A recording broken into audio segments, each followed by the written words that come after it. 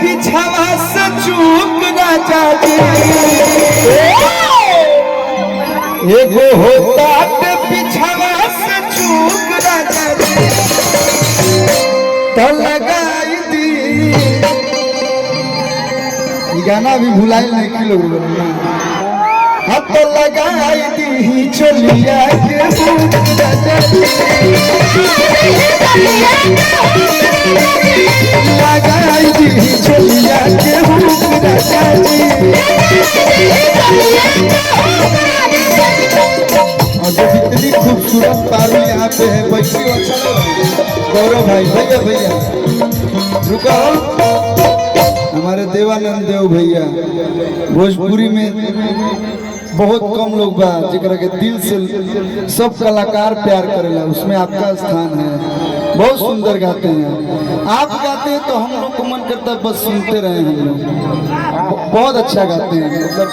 हम लोग को प्राउड होता है कि हमारे इंडस्ट्री में ऐसे ऐसे सिंगर हैं। अंजलि पांडे इतना देखे में ललकी टमाटर होले जवन लड़की कमरिया से पातर होले। देविका अधिकारी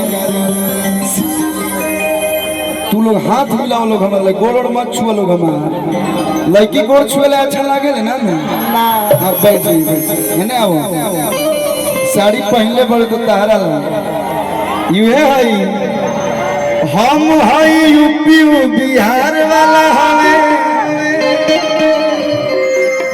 आप ही का ना था चश्मा लगा के हैंडसम लगा तारा बहुत सारा गाना है लेकिन कहे कि मैं करा खाती केसिया भी झाड़ लेनी पहन लेनी साड़ी तलाली लगाई लेनी रूपवा सवारी एगो होता है पीछावा से चूक राजा जी।